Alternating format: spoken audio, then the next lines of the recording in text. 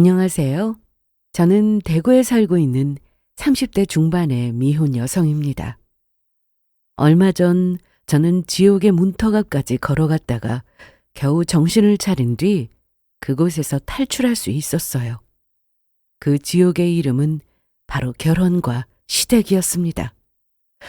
솔직히 말해서 아직도 저는 제가 파혼을 하게 됐다는 사실이 꿈인가 싶을 정도로 믿기지 않은 상태인데요.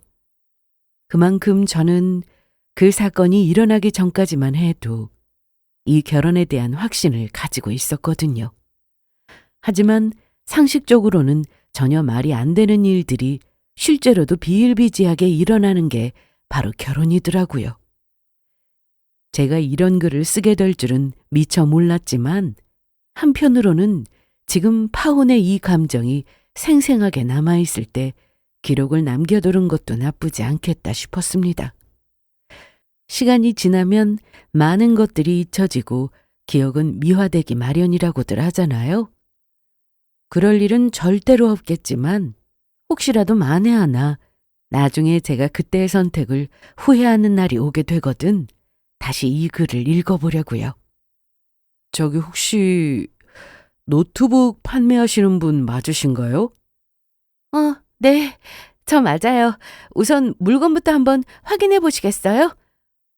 감사합니다. 이거 한 달도 안 쓰신 거라고 하셨죠? 네네. 선물 받은 건데 저는 노트북이 별로 필요 없는 것 같아서요. 그래서 몇 년 안 쓰다가 바로 장터에 올려둔 거예요. 남자친구와 저는 중고 물품을 거래하는 사이트에서 판매자와 구매자로 처음 만나게 되었습니다. 그때 마침 저는 쓰지 않고 있는 노트북에 있었고 남자친구는 쓰고 있던 노트북이 고장나는 바람에 급하게 서브 노트북이 필요한 상황이었거든요. 타이밍이 잘 맞아떨어졌던 거죠. 그날 그렇게 거래를 하고 기분 좋게 집으로 돌아갔는데 얼마 지나지 않아서 바로 핸드폰으로 메시지가 오더라고요. 오늘 좋은 거래 해주셔서 감사합니다. 테스트해보니 물건도 양품이고 너무 마음에 드네요. 저도 친절한 거래 해주셔서 감사합니다. 좋은 하루 되세요. 보통의 중고 물품 거래는 이 정도 선에서 마무리하고 대화가 끝나는 게 일반적이었죠. 물건에 특별히 하자가 있지 않은 이상에는요. 그런데 다시 또 답장이 오더라고요. 사실 이 말씀을 드릴까 말까 진짜 고민을 많이 했는데 안 하면 후회할 것 같아서요. 인상이 너무 선하고 예쁘셔서 혹시 괜찮으시면 시간 되실 때 제가 커피 한 잔 대접해도 될까요? 아니에요. 감사하지만 마음만 받겠습니다. 다들 똑같은 소리 하겠지만 저 정말 이상한 사람 아닙니다. 유유. 다른 뜻은 없고 대화라도 한번 나눠보고 싶어서요. 물론 그래도 많이 부담스러우시면 거절하셔도 괜찮습니다. 솔직히 조금 고민스럽기는 하더라고요. 평소에 저 같았으면 칼같이 끊어냈을 메시지였는데 어쩐지 그날은 그렇게 하기가 조금 아쉽다는 생각이 들었거든요. 사실 딱히 이상한 사람 같이 보이지도 않았고요. 아까 그렇게 긴 대화를 나누었던 것은 아니지만 겉보기에는 무척이나 예의도 바르고 친절해 보이는 사람이었거든요. 물론 그것까지 다 계산된 친절이었다면 할 말은 없었지만요. 에라 모르겠다. 그냥 커피만 한잔 하자는 건데 설마 뭔 일이야 있겠나 싶은 마음이 자꾸 들었어요. 1시간쯤을 더 고민한 끝에 저는 알겠다는 답장을 보냈습니다. 그 남자분은 메시지 너머로도 느껴질 만큼 무척이나 기뻐하시더라고요. 저희는 그 주 주말에 만날 약속을 잡았고 얼마 후 드디어 주말이 왔죠. 나와주셔서 감사합니다. 솔직히 저 바람 맞을 각오도 하고 나왔거든요. 에이, 설마요. 만나자고 약속까지 잡았는데. 그래도 워낙 험한 세상이니까 갑자기 못 나오겠다고 하셔도 이해했습니다. 저도 집에 여동생이 있기도 하고요. 혹시나 첫 만남에 보고 기억하고 있던 선한 이미지가 내 착각이었으면 어쩌나 하는 걱정을 하고 나온 것은 사실이었습니다. 당시에는 단지 물건만 거래하러 나온 상대방을 주의 깊게 살필 이유도 없었고 시간이 워낙에 촉박하기도 했었으니까요. 하지만 다행히도 두 번째 만남에 나온 그 사람은 여전히 제가 기억하고 있던 그 남자였습니다. 다만 그때보다 조금 더 조심스럽고 조금 더 멋지게 차려입고 나왔다는 게 가장 큰 차이였죠. 누가 봐도 스타일에 신경을 썼구나 싶을 정도로 머리도 손질하고 옷도 찰떡이다 싶게 본인한테 잘 어울리게 맞춰서 입고 나왔더라고요. 그리고 그 모습은 제 스타일이기도 했고요. 저희는 그날 시간 가는 줄 모르고 대화를 나누었던 것 같습니다. 이렇게 웃어본 게 얼마만인지 기억조차 나지 않을 정도로 정말 많이 웃었고요. 진지하기만 한 줄 알았는데 의외로 개그감도 있었어요. 왜 아무리 웃겨도 코드가 맞지 않는 유머들이 있잖아요. 본인은 농담이나 장난이라고 한 건데 상대방은 정색하게 만드는 그런 것들이요. 하지만 다행스럽게도 이 사람의 개그감은 저와 코드까지 비슷한 것이었습니다. 저는 더워서 그런데 혹시 추우시면 걸치실래요? 괜찮은데. 아니에요. 추워 보이셔서요. 저는 괜찮으니까 걸치세요. 다리 아프시면 말씀하시고요. 제가 차 가져왔으니까 바로 집 쪽으로 모셔다 드리겠습니다. 성격도 좋고 배려심도 있더라고요. 카페에서 나와서 산책 겸 걸었는데 해가 어두워져서 그런지 날씨가 조금 쌀쌀했거든요. 옷을 얇게 입고 나왔던 저는 한 차례 바람이 불고 지나가자 저도 모르게 얼굴을 찌푸렸는데 그걸 눈치챈 모양이었어요. 얼른 제 어깨에 본인 겉옷을 둘러주었는데 고마웠죠. 온기가 남아있어서 따뜻하기도 했고요. 옷차림이나 마음도 따뜻한 사람이겠구나 싶었습니다. 방금 직전까지 대화를 하면서도 여러모로 느꼈었거든요. 저희는 자연스럽게 다음번에 만날 약속도 잡았습니다. 그리고 그 다음번에도 또 다음에 만날 약속을 잡았죠. 그렇게 세 번쯤인가를 더 만났을 때 저희는 정식으로 사귀기 시작했습니다. 사실 사귀지 않을 이유가 없었죠. 다른 건 몰라도 이렇게 나랑 잘 맞을 것 같고 마음에 드는 사람을 또 만난다는 게 절대로 쉬운 일이 아니라는 걸 점점 깨닫고 있었거든요. 사회생활을 시작한 이후로는 더더욱이요. 학교를 다닐 때야 어울려 다니는 친한 친구들에게 소개를 받기도 하고 동아리나 취업 스터디 등등 여러 활동들을 하면서 자연스럽게 누군가를 만나는 게 어려운 일이 아니었습니다. 하지만 사회를 나와서 회사에 매여 있는 시간들이 내 일상의 대부분이 되고 난 이후부터는 상황이 전혀 달라지더라고요. 일단 집과 회사만 쳇바퀴처럼 오가느라 누군가를 만날 틈이 없었고 주말에 간신히 여유가 생긴다고 해도 피곤해서 또는 생각이 많아져서 등등 그 밖의 이유들로 다른 사람들을 만나는 게 쉽지 않았거든요. 남자친구는 저보다 한 살이 많은 사람이었습니다. 같이 사회생활을 하는 처지다 보니 제 이야기에 완전히 공감을 하더라고요. 본인도 지금까지 그랬다면서요. 일단 저를 만났다는 사실 자체가 너무너무 감사한 일이라고 말했죠. 자기 아직 본가에 있지? 오늘 몇 시에 집에 돌아갈 거야? 밖에 비 많이 오는데 내가 데리러 갈게. 아니야. 여기까지 오려면 귀찮잖아. 나 택시 타고 가거나 하면 되니까 그냥 집에서 쉬어. 자기도 없는데 집에서 쉬면 뭐하냐? 나 자기 보고 싶어서 그래. 잠깐 얼굴 보러 가고 싶은데 안 돼? 얼굴 보는 건 괜찮은데 괜히 나 때문에 일부러 나오는 걸까 봐 그러지. 일부러 나가는 거면 또 어때? 남자친구도 딱 어디다 써? 이럴 때 써야지.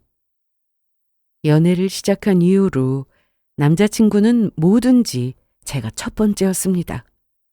비록 소형차였지만 남자친구는 차가 있고 저는 차 없이 뚜벅이 생활을 하고 있었거든요. 면허는 있었는데 장롱 면허라서 운전을 잘 하지도 못했고요. 그래서 남자친구가 비가 오거나 눈이 오거나 저를 데리러 왔어요. 제가 어디에 있든지 상관없이요. 날씨가 너무 좋아도 마찬가지였습니다. 날이 좋으면 좋아서 이런 날에는 드라이브를 해야 한다고 하면서요. 비가 오는 날이면 저는 우산을 나누어 쓰고 있는 방향에서 남자친구의 애정의 크기를 느낄 수가 있었습니다. 자기, 옷이 왜 이렇게 젖었어? 그러게, 두 사람이 쓰기에는 우산이 너무 작나 봐. 다음엔 더 큰 걸로 가져와야겠다. 아니, 내 쪽으로 너무 기울여서 쓰고 온 거 아니야? 괜찮아. 자기만 안 젖으면 됐지. 안 그래도 감기 자주 걸리잖아. 똑같이 우산을 쓰고 와도 제 어깨는 하나도 젖지 않았어요. 반면 남자친구는 우산을 쓰지 않았다고 해도 무방할 정도로 온통 비에 젖어 있었습니다. 그동안은 유심히 본 적이 없어서 몰랐는데 한번 큰 비가 오고 난 이후에는 바로 알겠더라고요. 그게 다 사랑이었다는 사실을요. 주변 친구들의 사례를 보면 연애가 어느 정도 지속되고 초반에 불타는 시기를 거쳐 안정기에 접어든 이후로는 다들 비슷한 문제들로 갈등을 겪기 시작하더라고요. 일반적으로 여자들이 못 견디는 남자친구의 단점 3가지, 바로 술과 게임과 친구 문제였죠. 저 3가지는 각각 일어나기도 했고 어떨 때는 심지어 동시다발적으로 일어나기도 했습니다. 그게 제일 최악의 케이스라고 할 수 있었죠. 네, 바로 제 전 남자친구가 그런 케이스였거든요.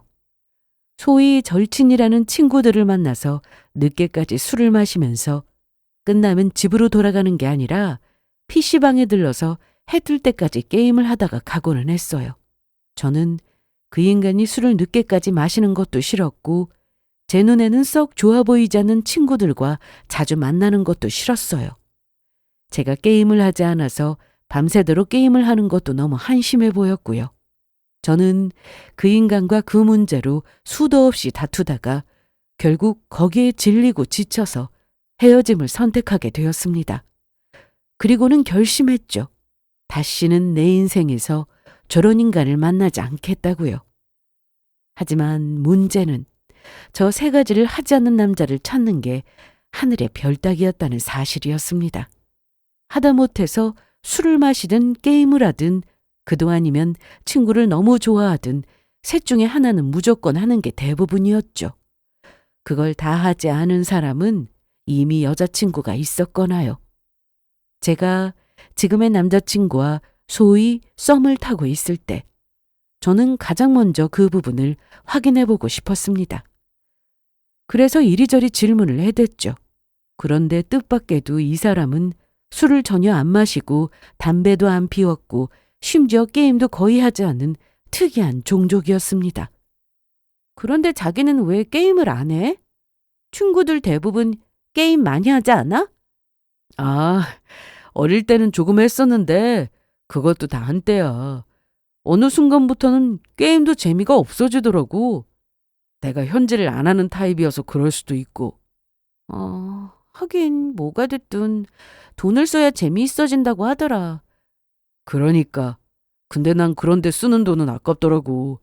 게임이 사실 스트레스 풀려고 하는 건데 하다 보면 오히려 스트레스를 받을 때도 많거든.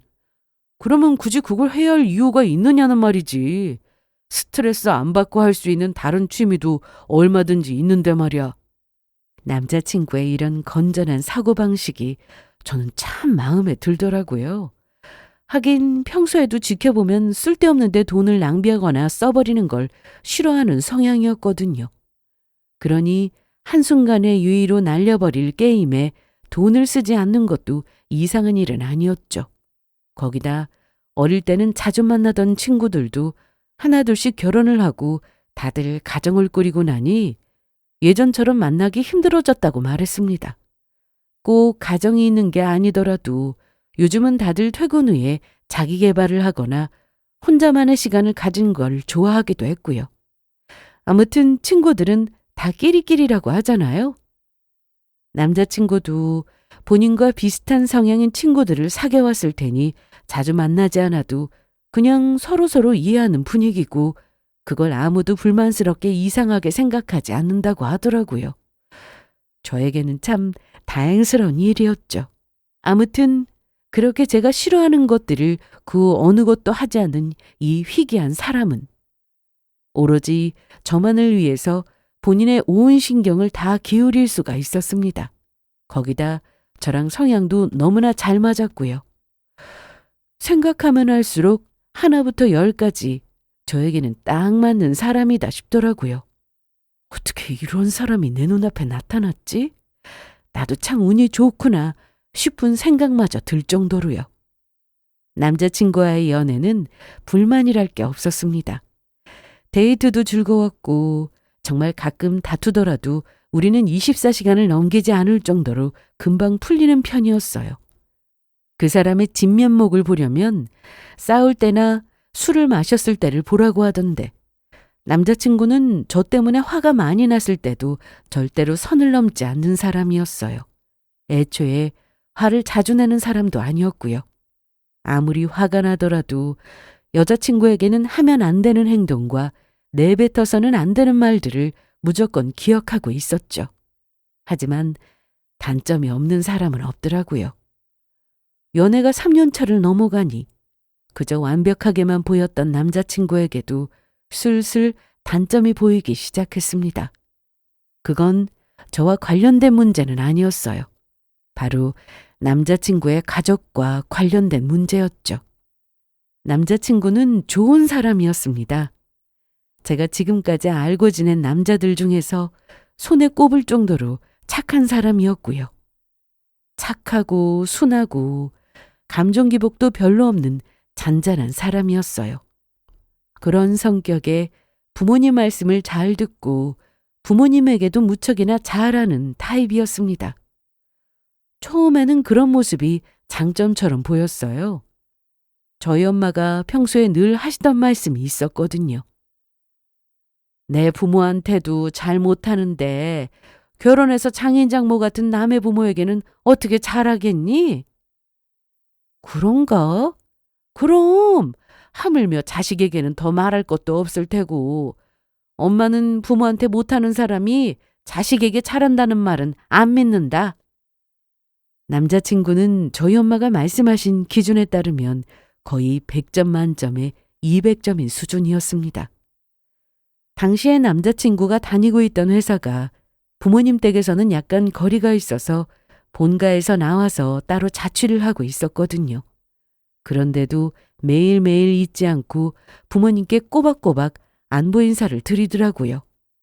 주말에는 저와 만나는 약속이 아니면 본가에 다녀오고는 했고요.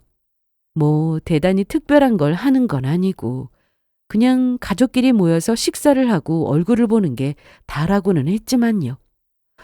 저도 20살 이후로 계속해서 자취를 해왔기 때문에 오히려 그래서 남자친구의 행동이 신기하게만 보였습니다.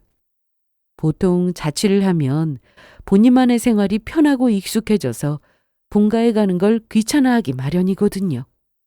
남자애들은 특히 더 했고요. 제 남동생만 보더라도 저보다도 훨씬 더 저희 부모님이랑 가까운 거리에 있는데도 먼저 연락하기 전에는 집에 한 번도 먼저 오지를 않았거든요. 그런데 저렇게 별일이 없으면 늘 가서 식사를 한다? 다른 건 몰라도 참 가족들끼리 사이가 좋고 화목하겠구나 싶은 생각이 들었습니다. 하지만 시간이 지날수록 저는 차츰 남자친구가 집에 잘하는 게 장점만은 아니라는 생각이 들기 시작했어요. 왜냐하면 제가 눈으로 직접 보고 듣고 전해 듣는 이야기들이 늘어갔거든요. 네가 성경이지? 민수한테 이야기 많이 들었어. 네, 처음 뵙겠습니다. 저도 어머님 말씀 많이 들었어요. 그래? 우리 아들이 여자친구한테 무슨 이야기를 했으려나? 사실 저는 남자친구의 어머니와 이미 여러 번 만남을 가졌습니다. 절대로 의도했던 것은 아니었고 처음에는 정말 길에서 우연히 마주치는 바람에 인사를 드리게 되었던 것이 그 시초였어요. 그날 카페에서 차를 마시면서 이리저리 담소를 나누었는데 남자친구 어머니가 그 대화가 참 즐거우셨던 모양이었어요. 그 뒤로 맛있는 거 사줄 테니까 같이 보자고 하셔서 만나 뵙기도 했고요.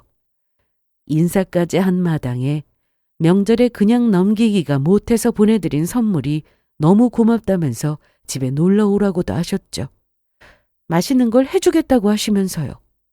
그렇게 얼떨결에 만나게 된 것이 벌써 몇 차례였습니다.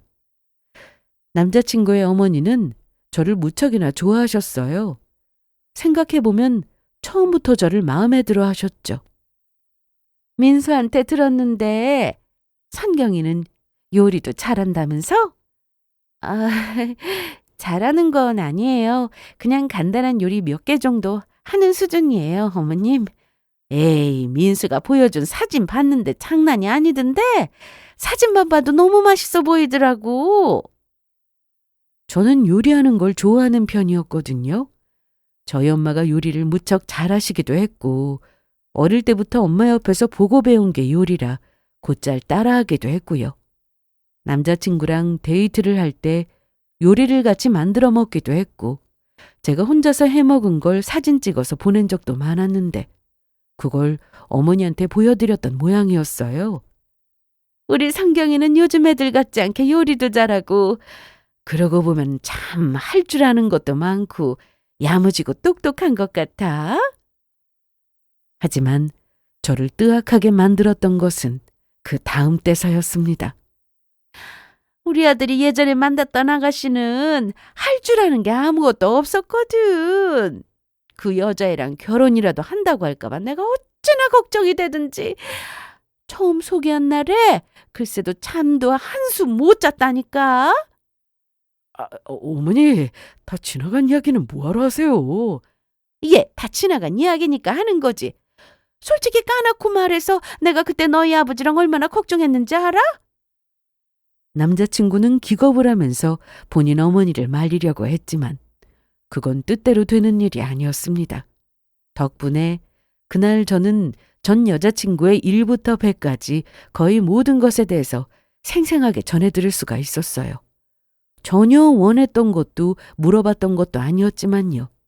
남자친구는 무척이나 난감해하면서 한편으로는 어머니를 말리고 또 한편으로는 제 눈치를 보느라 정신이 없었습니다. 전 여자친구의 이야기를 듣고 그게 뭐가 됐든 기분이 좋을 사람은 없었으니까요. 혹시 내가 이런 이야기 했다고 기분 상하거나 한 건 아니지? 나는 그냥 성경이가 우리 아들 만나줘서 너무 고맙다는 이야기 하려고. 둘이 다투거나 하지 말고 앞으로도 사이좋게 잘 지내라고. 아, 네. 저희는 잘 지내고 있으니까 걱정하지 마세요. 남자친구의 어머니는 그 이후에 있었던 몇 번의 만남에서도 자주 이런 이야기를 반복하셨어요. 물론 의도는 저를 칭찬해주기 위한 것이었죠. 하지만 그 말을 듣는 입장에서는 정말 굳이 싶은 이야기의 연속이었습니다. 칭찬을 하더라도 그냥 제 칭찬만 하시면 되는데 굳이 남과의 비교를 통해서 그것도 심지어 전 여자친구와의 비교를 통해서 하시는 게 좀 그렇더라고요. 만에 하나 내가 남자친구와 헤어지게 되더라도 그 다음에 만나는 사람과 이런 비교의 대상이 되겠거니 싶기도 했고요. 무엇보다 조심스러워할 이야기를 아무렇지 않게 하시는 점에서 어른이지만 할 말과 못할 말을 구분하지 않는다는 생각이 자꾸 들었습니다. 성경아, 뭘 이런 걸 다 보냈어. 한우 세트 이거 엄청 비싼 거 아니니? 어머님 고기 좋아하시잖아요. 명절인데 아버님이랑 같이 맛있는 거 드시라고 보냈어요. 잘 도착해서 다행이네요. 어휴, 나 챙겨주는 건 너 하나뿐이다. 우리 민영이보다 어째 선경이가 네가 더 내 친딸 같구나. 민영이 저건 지 엄마가 뭘 좋아하는지도 모를 텐데. 참, 명절 지나고 집에 한번 들러라. 너 좋아하는 불고기랑 잡채 해놓을 테니까. 그래도 예비 시어머니는 제가 친딸 같다면서 저를 너무 좋아해 주셨어요. 남자친구나 저나 둘 다 나이도 있는데 얼른 결혼해야 하지 않느냐면서 하루라도 빨리 시집와서 가족이 됐으면 좋겠다고 노래를 부르셨죠. 이게 사람 마음이라는 게 참 신기해서 하도 저를 좋아해 주시니 예비 시어머니의 이런저런 단점들도 그냥 대충 흐린 눈을 하고 넘어갈 정도는 되더라고요. 시간이 지나면서 저희는 슬슬 결혼을 논의하기 시작했습니다. 몇 년 동안 아무런 문제 없이 잘 만나왔었고 아직도 처음 만났을 때처럼 서로가 애틋하고 소중한 존재였거든요. 그래서 어느 한쪽이 먼저 결혼 이야기를 꺼냈다기보다는 그냥 평소의 대화 속에서 자연스럽게 우리가 당연히 결혼을 하는 것처럼 흘러가더라고요. 사실 저도 마음속으로는 어느 정도 준비를 하고 있었습니다. 내가 결혼을 한다면 아마 지금 남자친구랑 하게 되지 않을까 하는 생각이 들었거든요. 그만큼 옆에 있는 게 익숙했고 서로가 서로에게 잘 맞을 거라는 확신이 있었던 거죠. 하지만 결혼을 하기로 마음먹은 이상 저희도 이제는 현실이라는 냉정한 무대 위에 올라서야만 했습니다. 가장 큰 문제는 바로 돈이었어요. 결혼이라는 게 사실 하나부터 열까지 전부 다 돈과 관련된 문제였으니까요.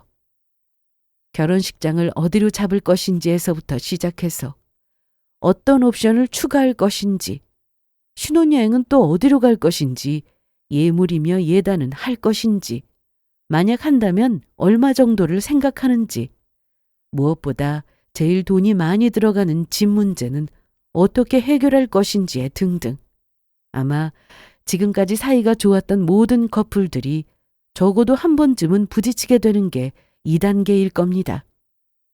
예비 신랑 신부 양쪽이 둘 다 돈이 많거나 혹은 양가가 풍족하게 지원해 줄 수 있는 상황이라면 말이 달랐겠죠. 하지만 안타깝게도 저희는 그냥 평범한 보통 사람들에 불과했습니다. 아니, 오히려 그것보다 못했죠. 저희 예비시댁의 형편이 많이 어려운 편이었거든요. 그것도 이만저만 수준이 아니었어요. 솔직히 말해서 저는 남자친구의 본가에 처음 놀러 갔을 때 받았던 충격을 아직도 기억하고 있습니다. 다 허물어져가는 주택에 대충 몇 번의 보수를 해둔 것 같았지만 그마저도 일관성이 없어서 눈에 더 도드라지게 거슬리는 인테리어가 저를 기다리고 있더라고요. 화장실도 심지어 집 안에 있는 게 아니라 마당을 가로질러 나가 대문 옆에 있었습니다. 상상이 가세요? 요즘 세상에 화장실이 집 밖에 있는 곳이라니. 옛날 시골집들이야 이런 곳도 있다고들 들었지만 적어도 저는 지금까지 본 적이 없었습니다. 그래서 더 놀랄 수밖에 없었어요. 듣기로는 예전에 예비 시아버지가 가게를 차렸다가 한번 망한 적이 있었다고 하더라고요. 그 후로는 형편이 계속 어려웠다고 했고요. 하지만 어차피 결혼할 때 제가 시댁덕을 보려고 했던 것도 아니었고 남자친구도 사람 자체가 좋아서 만났던 것이지 집안을 보고 만났던 것도 아니었으니까 크게 상관은 없다 싶었습니다. 도와주시면 좋겠지만 도와주시지 못해도 어쩔 수가 없는 일이었죠. 미안해서 어쩌니. 남들은 결혼할 때 남자 집에서 신혼집도 해주고 하다못해 결혼식 비용이라도 도와준다고 하던데 우리는 그럴 형편도 못 되고. 아니에요, 어머님. 결혼식 비용이야 하객 추기로 충당될 거고 다른 거 너무 욕심 안 내는 선에서 하면 괜찮아요. 나머지는 대출 받고 저희 친정에서도 좀 도와주기로 했고요. 친정에서 도와주신다고? 아우, 그러면 더 죄송스러워서. 예비시댁에서는 결혼할 때 도와줄 수가 없을 것 같다면서 미안하다는 말씀을 몇 번이나 반복하셨어요. 사실 예비시댁도 시댁이지만 남자친구가 모아둔 돈이 그렇게 넉넉하지가 않았었거든요. 남자친구가 성실하기는 해도 아주 작은 회사를 다니고 있어서 연봉도 작은 편이었고 그동안 대학 학자금 대출 갚느라 돈을 모을 형편이 아니었다고 하더라고요. 학자금 대출을 갖고 있다는 이야기는 연애 초반에 이미 들어서 알고 있었으니 새삼스러운 소식도 아니었습니다.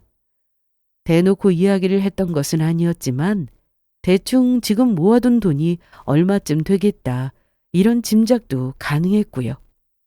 아니나 다를까 남자친구 통장에는 현금 8천만 원이 전부더라고요. 그래도 나름대로 주식도 하고 적금도 꼬박꼬박 넣고 부업도 하면서 열심히 모았던 돈이라는 걸 알아서 그게 어딘가 싶기도 했어요. 제가 모은 돈은 현금만 1억 6천만 원이었습니다. 남자친구의 2배였죠.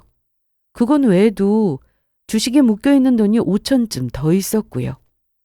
저희 친정에서는 우리 집이 형편이 되니까 돈은 신경 쓰지 말고 그냥 사람만 좋으면 결혼을 하라고 하셨고요.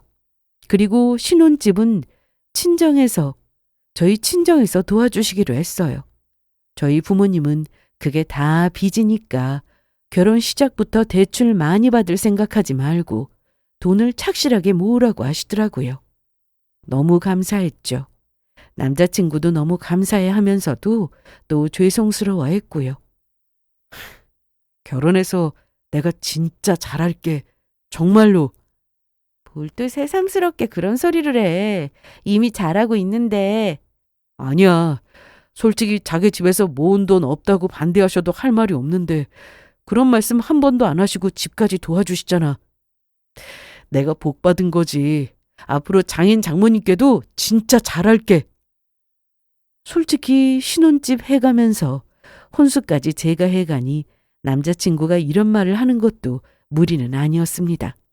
하지만 저는 그걸로 생색낼 생각은 없었어요. 다만 남자친구가 고맙다고 생각해주면 그걸로 된 거였죠. 그렇게 저희의 결혼 준비는 무리 없이 진행되고 있었습니다. 결혼식장도 예약했고 신혼여행지도 예약을 마쳤고요. 그런데 드레스 투어를 하러 다니던 와중에 생각지도 못했었던 좋은 소식이 들려왔습니다. 자기야, 나 합격했어. 뭐? 저번에 면접 본 회사 합격했다고. 방금 연락 받았어. 진짜야? 장난하는 거 아니지? 당연하지. 고마워. 이거 다 자기가 많이 도와준 덕분이야. 10개월쯤 전부터 남자친구는 이직 준비를 해왔어요.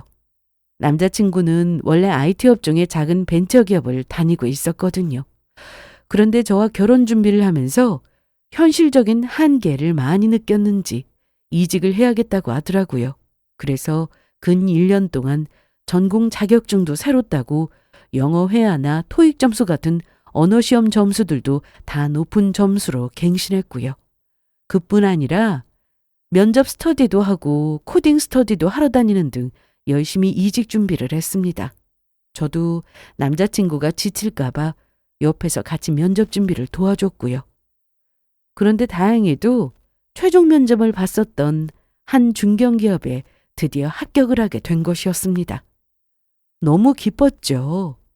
연봉이 엄청 오르는 건 둘째치고 이전 직장에 비해서 복지도 훨씬 좋았어요. 인식은 말할 것도 없고요. 무엇보다도 남자친구가 그 회사에 얼마나 가고 싶어 했는지를 알고 있었기 때문에 저는 그 부분이 제일 기뻤습니다. 만에 하나라도 불합격하고 나서 속상해하는 모습을 보고 싶지는 않았거든요. 합격 소식에 양가 부모님들이 다 기뻐하신 것은 말할 것도 없었습니다. 저희 집도 그랬지만 특히나 예비시댁은 더했죠. 가족들이 많이 좋아하시지? 말도 마. 우리 어머니 어제 울기까지 하시더라. 정말? 너무 좋으셨나 보다. 예비 시어머니는 얼마나 좋으셨는지 전화를 받고 한참을 울먹이셨다고 하더라고요. 그 연세쯤 되면 자식에게 좋은 일이 생기는 것만큼 더 기쁜 일도 없다고 하는 말이 무슨 뜻인지 알만 했죠. 우리 결혼한다고 온 세상이 다 축하해주는 느낌이다. 그러게, 너무 좋다. 그래도 나는 자기가 합격할 줄 알았어. 열심히 했잖아. 나 이직 준비하는데 도와주느라고 자기가 고생했지. 그래도 연봉 오르는 게 제일 기쁘네.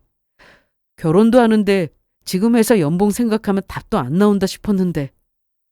남자친구와 저는 집에서 조촐하게 축하 파티를 열고 이 기쁨을 자축했습니다. 저에게 내색하지는 않았지만 혼자서는 나름대로 앞으로 결혼해서 어떻게 생활비를 댈지 걱정이 많았던 모양이더라고요. 마음 한편으로는 안도하는 그 모습이 짠하기도 하고 한편으로는 귀엽기도 했어요. 모든 일이 다 잘 풀리고 있었으니 남자친구 말대로 우리 결혼을 하늘이 도와주는 느낌이었죠. 그런데 그 기쁨을 누린 지 채 2주도 지나지 않아서 저희에게는 청천벽력 같은 사건이 닥치게 되었습니다. 그래, 결혼 준비는 어떻게 되어가니? 저번에 드레스도 다 골랐다고 했지? 네, 어머님. 이제는 대충 중요한 것들은 다 끝낸 것 같아요. 다음 주에 신혼집에 들어올 가구만 고르면 끝이에요. 모처럼 얼굴이나 보자고 하시길래 퇴근 후에 남자친구랑 같이 예비시댁에 잠깐 들른 날이었어요. 좋은 소식이 전해진 이후라 그런지 예비 시어머니 얼굴이 유난히 밝아 보이시더라고요. 좋은 분위기 속에서 이런저런 이야기를 하다가 문득 생각이 났다는 듯 예비 시어머니는 입을 열었습니다. 이제 정말 마무리 단계이기는 하구나. 그런데 중요한 하나가 빠졌잖니. 네? 어떤 거요? 제가 기록 강박이 약간 있어서 체크리스트를 만들어서 몇 번이나 더블 체크를 하는 편이었거든요. 그런데 자잘한 것도 아니고 아주 중요한 게 빠졌다니 그럴 리가 없는데 싶어서 의아했죠. 하지만 예비 시어머니 입에서 나온 이야기는 충격 그 자체였습니다. 신혼집 명의 말이다. 그거 네 명의로 되어 있다면서? 이제 좀 있으면 결혼식인데 명의는 민수 이름으로 바꿔야지. 갑자기 이게 무슨 소리인가 싶더라고요. 네? 명의를 바꾸라고요? 그래. 남편 체면이 있지. 결혼식장에서 그 많은 사람들이 물어볼 텐데 어떻게 집을 여자가 해왔다고 해? 공동명의 말씀하시는 거예요? 저는 순간 당황스러워서 되물었습니다. 당연했죠. 그 집이 남자친구 돈이 들어간 것도 아니었고 신혼집은 순전히 저와 제 부모님 돈으로 대출 없이 구한 아파트였어요. 무려 6억 5천만 원짜리였고요. 그런데 공동명의라니 제 입장에서는 말이 안 되는 소리나 마찬가지였죠. 아니, 공동명의가 아니라 우리 아들 단독명의로 말이야. 너 결혼해서도 설마 네 돈 내 돈 따져가면서 살 거니?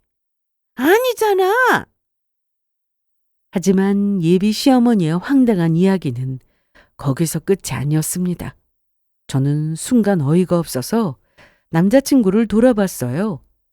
남자친구도 뜻밖의 이야기에 조금 당황했는지 제 눈치를 살피면서 입을 열더라고요. 어머니, 그건 성경이 부모님이 도와주신 건데 당연히 성경이 명의로 해야죠. 얘가 이렇게 세상 물정을 모른다니까? 그게 다 너희 생각해서 하는 소리야. 민수, 네가 모아둔 돈이 없으니까 없는 사람 이름으로 해야지. 그래야 나중에 집할 때 생각을 해도 세금으로 나가는 돈이 절약할 거 아니야. 원래 부부 두 사람 중에 없는 사람 앞으로 하는 거야. 그게 아니에요, 어머니. 그리고 무슨 벌써 매매할 때 세금까지 계산을 해요. 그러곤 나중은 무슨 나중에? 이건 시작할 때부터 확실히 정해두고 해야 나중에 이러니 저러니 뒷말이 없는 거야. 처음에는 그냥 농담하시는 건가 싶었는데 이야기를 들으면 들을수록 그게 아니더라고요. 예비 시어머니는 정말 진심이었습니다. 저는 당황스럽고 황당한 나머지 고개를 저으면서 대답했어요. 그거 불법 증여로 걸려요, 어머님. 아파트 구입 자금 출처가 저랑 제 부모님으로 되어 있는데 부부 사이가 되더라도 명의를 그렇게 지정하면 불법이에요. 애초에 부부 사이에 증여세 면제 한도를 걸어둔 것도 그 때문이고요. 그러자 예비 시어머니는 제 말에 갑자기 격분해서 버럭 소리까지 지르면서 화를 내시더라고요. 무슨 불법 증여냐고 제대로 알아보지도 않고 하는 소리라고까지요. 먼저 결혼했던 내 친구 아들, 딸들 다 이렇게 결혼했어.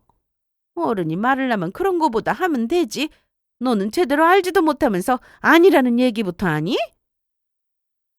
아닌 걸 아니라고 하지. 그럼 뭐라고 해야 하나요?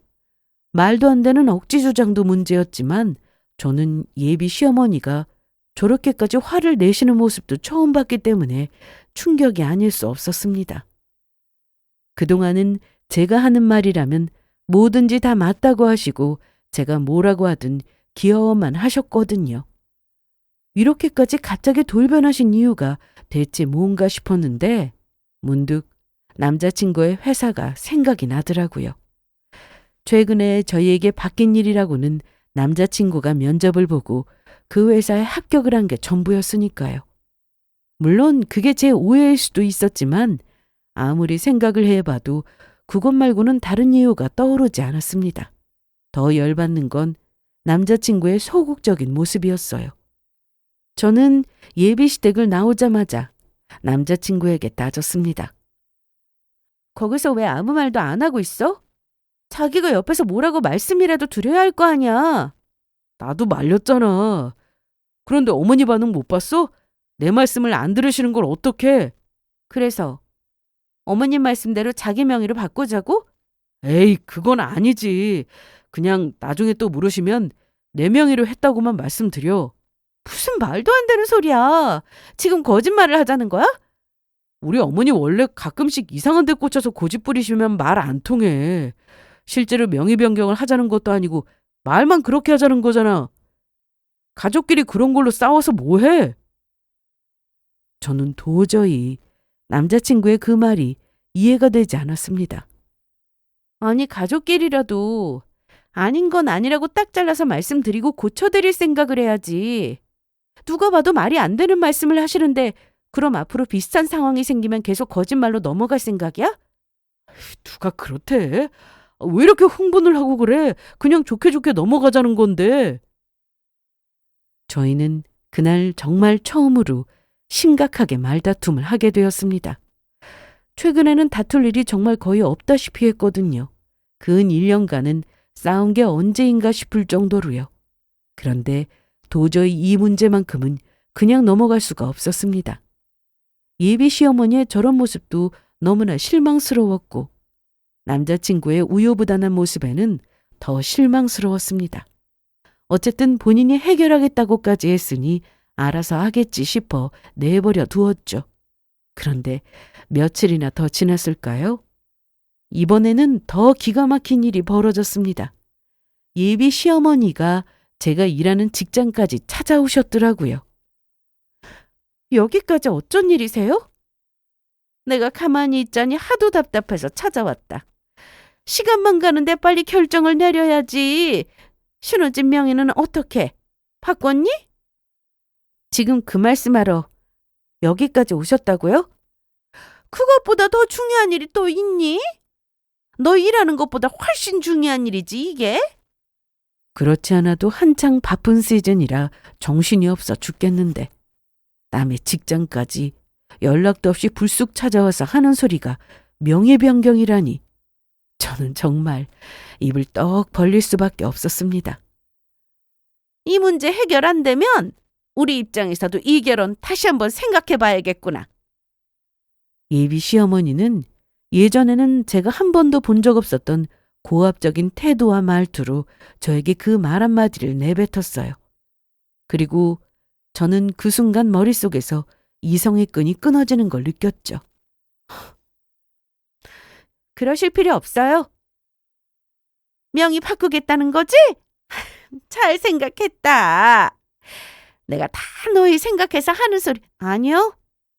다시 한번 생각해 보실 필요가 없다고요. 저 그냥 이 자리에서 파혼하겠습니다. 뭐라고? 너 방금 뭐라고 했니? 파혼하겠다고요. 저 신혼집 명의 변경할 생각 전혀 없고 그 비싼 집까지 해갔는데 죄인처럼 이런 소리 들을 이유도 없어요. 어머님도 저한테 돈 맡겨두신 거 아니잖아요? 아니. 그렇지 않아도 저번에 명의 변경 이야기 듣고서 많이 고민하고 있었습니다. 남자친구가 해결하겠다고 해서 마지막으로 한번 기회 줬던 거고요. 그런데 아니었나 보네요. 서로 더 안 좋은 모습 보기 전에 여기서 그만해야겠습니다. 제 단호한 말투와 눈빛에 예비 시어머니는 기겁을 하며 저를 붙잡기 시작했습니다. 불과 조금 전까지와는 완전히 달라진 저 자세로요. 성경아, 얘 뭔가 오해를 한 모양이다.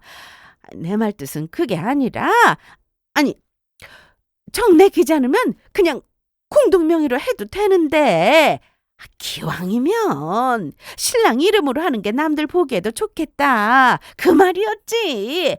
이 문제는 그냥 너희 하고 싶은 대로 하렴. 응? 아니요. 제가 하고 싶은 게 파혼이에요. 아직도 정신을 못 차리고 공동명의 타령을 하더라고요. 사람 절대로 안 변한다는 소리가 제 뇌리를 스치고 지나갔습니다. 저는 고개를 저으며 그 손을 뿌리쳤어요. 그러자 예비 시어머니는 이 뜻밖의 상황에 어쩔 줄 몰라 하셨고요. 나중에 이 소식을 듣고 저희 집에 달려온 남자친구는 제 앞에서 그야말로 우열을 했습니다. 무슨 그런 걸로 파혼까지 하냐면서요. 하지만 저는 이 상황을 되돌릴 생각도 더 이상 남자친구와 결혼할 생각도 없었어요. 정말 오만정이 다 떨어진 이유였거든요. 제가 기회를 줬는데도 이 상황을 빨리 수습할 생각은 하지 않고 어떻게든 되겠지 하면서 넘어갔던 그 안일함에도 기가 막혔고요. 무엇보다 이런 말도 안 되는 소리를 한 본인 어머니를 말릴 생각도 하지 않고 변명이나 거짓말로 넘어가려고 했다는 게 이해가 되지를 않았습니다. 예비 시어머니의 행동이야 뭐 이해하고 싶지도 않았고요. 됐어. 우리는 여기까지만 하자. 위약금은 절반씩 내기로 해. 취소는 내가 할 테니까. 문자 받는 대로 내 계좌로 입금해. 저는 파혼을 통보하고 결혼 준비에 들어간 모든 절차를 되돌리기 시작했어요. 저희 부모님도 처음에는 파혼을 하겠다는 말에 너무 놀라셨죠. 하지만 나중에 사정을 다 들으시고는 착잡한 얼굴로 그냥 잘했다고만 하시더라고요. 상식이 안 통하는 집안에 시집가서 너만 고생할 거라는 말씀도 함께요. 저는 신혼집을 제외한 나머지 전부를 취소했습니다. 신혼집과 이미 들어간 가전 일부는 그냥 제가 쓰고 있어요. 너무 정성을 들여서 골랐던 거라 되팔기도 아깝다 싶더라고요. 덕분에 저는 넓은 집에서 혼자 눈치 볼 것도 없이 잘 지내고 있습니다. 겹지인들의 소식에 의하면 남자친구는 아직도 땅을 치고 후회하고 있다고 하더라고요. 중견기업에 입사했다는 이유 하나로 아들 팔자를 고쳐보려고 했던 예비 시댁은 더 말할 것도 없겠죠. 남자친구는 물론 저에게 좋은 사람이었지만 가족과 엮이는 문제에 대해서는 절대로 믿음직스러운 사람이 아니었습니다. 그런 사람과 가정을 꾸려서 서로 믿고 살아간다는 게 이제와 생각하면 말도 안 되게 답답한 일이었더라고요. 한 발씩 뒤로 물러서서 지켜보니 그 모든 게 선명하게 보였죠. 파혼은 힘든 과정이었지만 이혼보다는 쉬운 과정이었다고 생각합니다. 저는 이 교훈을 잊지 않고 다음에 누구를 다시 만나건 조금 더 신중해져 보려고요. 여기까지 들어주셔서 감사합니다.